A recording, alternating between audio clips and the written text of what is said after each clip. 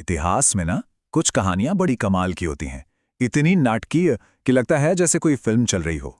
आज हम एक ऐसे ही वंश, खिलजी वंश की बात करने वाले हैं। कैसे एक बहुत ही ताकतवर बादशाह अलाउद्दीन खिलजी की मौत के बाद पूरा का पूरा साम्राज्य ताश के पत्तों की तरह ढह गया।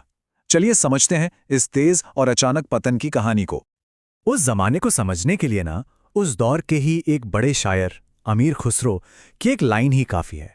वो कहते हैं, शाही मुकुट का हर मोती गरीब किसानों के खून से जमा हुआ है। सोचिए, क्या बात कह दी। एक तरफ शानो शौकत और दूसरी तरफ उसके पीछे छिपा हुआ दर्द। ये एक लाइन ही पूरी कहानी बयां कर देती है।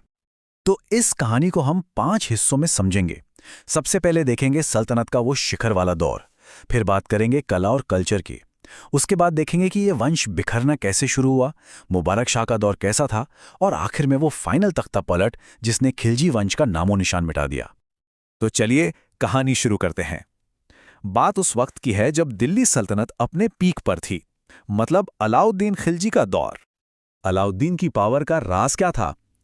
उसकी सत्ता टिकी थी 4 मजबूत पिलर्स पर। कुछ लोग तो उसकी तुलना जर्मनी को एक करने वाले बिस्मार्क से करते हैं। उसके 4 भरोसेमंद कमांडर थे, अल्प खां, उलूग खां, नुसरत खां और जफर खां। इन्हीं के दम पर वो पूरा साम्राज्य कंट्रोल करता था, और उसका रूल एकदम क्लियर था, भले ही क्रूर था। अगर किसी ने गद्दारी की तो सजा पहले, सुनवाई बाद में, या शायद सुनवाई की जरूरत ही नहीं। उस जमाने के इतिहासकार जियाउद्दीन बर्नी ने तो यहां तक लिखा है कि अलाउद्दीन ने इतना खून बहाया था कि मिस्र के फेरो भी उसके आगे कुछ नहीं थे। लेकिन रुकिए, अलाउद्दीन का दौर सिर्फ लड़ाई झगड़े और क्रूरता का नहीं था। नहीं नहीं, इस दौर में आर्ट और कल्चर भी अपने पीक पर पहुंचा।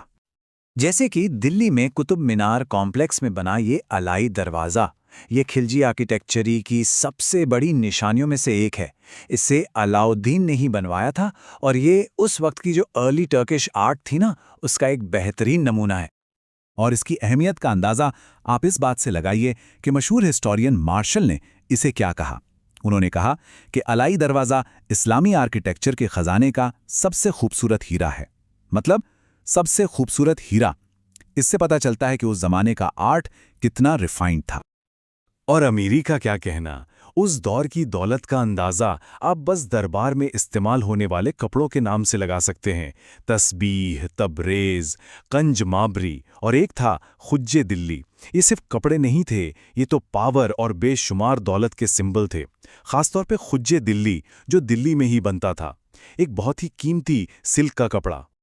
तो जाहिर है मिलिट्री पावर तो थी ही, लेकिन अलाउद्दीन का दौर आर्ट और लिटरेचर के लिए भी एक गोल्डन एज था। अमीर खुसरो और अमीर हसन देहलवी जैसे बड़े बड़े शायरों को उसके दरबार में पनाह मिली हुई थी। लेकिन हर कहानी में एक ट्विस्ट आता है, और इस कहानी का ट्विस्ट था अलाउद्दीन की मौत। बस जैसे ही वो मरा, इस मजबूत साम्राज्य का पतन शुरू हो गया। अब जरा देखें कि सब कुछ कितनी तेजी से हुआ। 1316 में अलाउद्दीन की मौत होती है।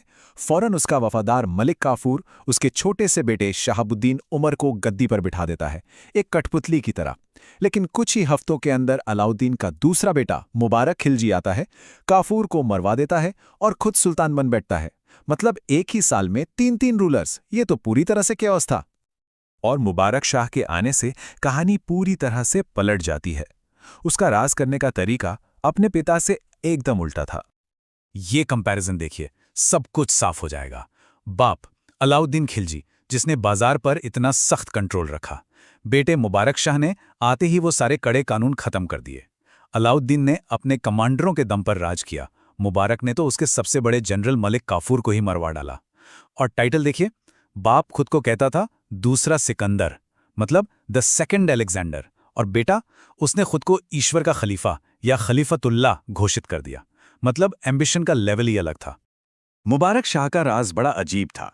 एक तरफ तो उसने देवगिरी को दोबारा जीता और वहां के राजा हरपाल देव को मरवा दिया, लेकिन दूसरी तरफ उसने ऐसे ऐसे फैसले लिए जिसने सल्तनत को अंदर से खोखला कर दिया। उसने एक कन्वर्ट हुए हिंदू खुसराव शाह को अपना वजीर बनाया, और यही आदमी बाद में उसका कातिल बना। उसने अपने बाप की जब्त की हुई जमीनें भी लोगों को वापस लौटा दी। इससे वो कुछ वक्त के लिए पॉपुलर तो हो गया, लेकिन पुराने अमीर लोग फिर से पावरफुल हो गए और इंस्टेबिलिटी बढ़ गई। और अब कहानी पहुंचती है अपने आखिरी और सबसे खूनी पड़ाव पर, वो तख्ता पलट जिसने खिलजी वंश का नाम हमेशा हमेशा के लिए मिटा दिया। ये तख्ता पलट बहुत ही क्रूर था। हुआ ये कि मुबारक शाह का अपना ही वजीर खुसरो शाह उसके खिलाफ हो गया। 15 अप्रैल 1320 को उसने सुल्तान को मार डाला। और बात यहीं खत्म नहीं हुई। ये पक्का करने के लिए कि कोई और दावेदार न बचे, उसने खिलजी खानदान के हर एक जिंदा इंसान को खत्म कर दिया। और फिर नासिरुद्दीन खुसरो शाह के नाम से वो खुद गद्दी पर बैठ गया। लेकिन खुसरो शाह की ये बादशाहत ज्यादा लंबी नहीं चली। उसका राज सिर्फ कुछ महीनों का था, और वो भी उथल पुथल से भरा हुआ। और फिर 5 सितंबर 1320 को गयासुद्दीन तुगलक आता है, खुसरो शाह को हराता है और मार डालता है। बस यहीं पर खिलजी वंश की कहानी हमेशा के लिए खत्म हो जाती है और शुरू होती है तुगलक वंश की कहानी।